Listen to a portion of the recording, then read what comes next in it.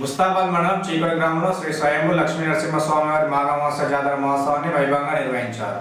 ఉదయం గ్రామంలో శ్రీ లక్ష్మీ నరసింహస్వామివారి ఊరేగింపులో భాగంగా శ్రీ లక్ష్మీ నరసింహస్వామివారి తిరు కళ్యాణం, ఆలయ పూజారి లక్ష్మీ నరసింహచారి వేద పండితుల మధ్య కళ్యాణం కన్నుల పండుగ నిర్వహించారు. కళ్యాణంకు పెద్ద ఎత్తున మహిళలు పాల్గొని మంగళారతులు, ఒడిబియ్యం సమర్పించి స్వామివారి కళ్యాణాన్ని తిలకించారు. అనంతరం అన్నదాన కార్యక్రమం చేపట్టారు. ఈ సందర్భంగా ఆలయ కమిటీ సభ్యులు మాట్లాడుతూ ప్రతి ఏటా శ్రీ లక్ష్మీ నరసింహ స్వామివారి కళ్యాణం మాఘ అమావాస్య జాతర వైభవంగా నిర్వహిస్తామని తెలిపారు. మాఘ అమావాస్య పురస్కరించుకొని స్వామివారికి మాఘాభిషేకం, ప్రత్యేక పూజలు, సర్వదర్శనం అనంతరం స్వామివారి ఆలయ చుట్టూ గిరి ప్రదక్షిణ, ఎడ్ల బండ్లు తిరుగుట, గురువారం రోజున స్వామివారి రథోత్సవం వంటి కార్యక్రమాలు ఘనంగా నిర్వహిస్తామని ఆలయ కమిటీ సభ్యులు తెలిపారు. జాతర మహోత్సవానికి మండల ప్రజలు, భక్తులు స్వామివారి దర్శించుకొని స్వామివారి కృపకు పాత్రులు కావాలని దేవస్థాన అభివృద్ధి కమిటీ సభ్యులు తెలిపారు. ఈ కార్యక్రమంలో వేద పండితులు, ఆలయ కమిటీ సభ్యులు, గ్రామస్తులు తదితరులు పాల్గొన్నారు.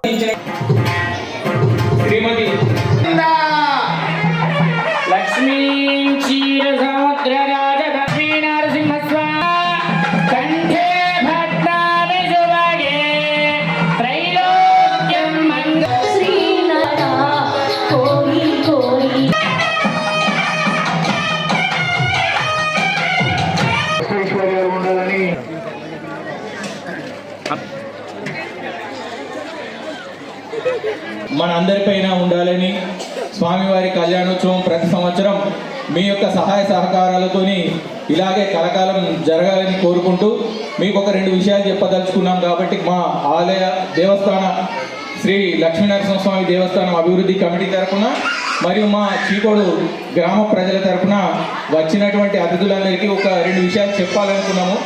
మేము చెప్పేటువంటిది విషయం ఏంటంటే, ఈరోజు స్వామివారి కళ్యాణం నిర్వహిస్తున్నటువంటి భవనాన్ని దాతలు ఇచ్చినటువంటి సహాయ సహకారాలతోనే నిర్మించడం జరిగింది. ఎవరిచ్చినా కానీ తీసుకోవడం జరిగింది.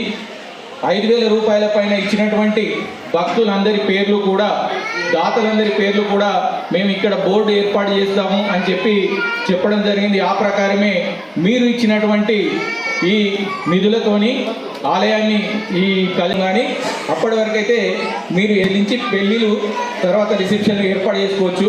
ఇక ఇతర చిన్న కార్యక్రమాలు 21st డే అంటే బారసాల కానీ, లేకపోతే శారీ ఫంక్షన్ కానీ, ఇంకా అలాగే ఈరోజు కళ్యాణ అనంతరం ఇక్కడే భోజనాలు ఏర్పాటు చేయడం జరుగుతుంది ప్రతి సంవత్సరం లాగానే. ఇక రేపు జాతర మహోత్సవం కూడా ఉంటుంది. అది సనాతనంగా మరి స్వామివారు మన లెక్క ప్రకారం ఒక 500 సంవత్సరాలు అనుకుంటున్నాము. అంతకంటే ముందు నుండే ఉన్నారా, లేకపోతే 500 సంవత్సరాలే అవుతుందా మనకు తెలియదు. కానీ ఆ కాలం నుండి కూడా సనాతనంగా మన గ్రామంలో వస్తున్నటువంటి జాతర మహోత్సవం అలాగే కంటిన్యూ అవుతుంది. మనం ఒక 2 సంవత్సరాల క్రితం నుండి, అంటే ఈ ఏడుతో 3వ సంవత్సరం అవుతుంది, రథోత్సవాన్ని కూడా ప్రారంభించుకున్నాం.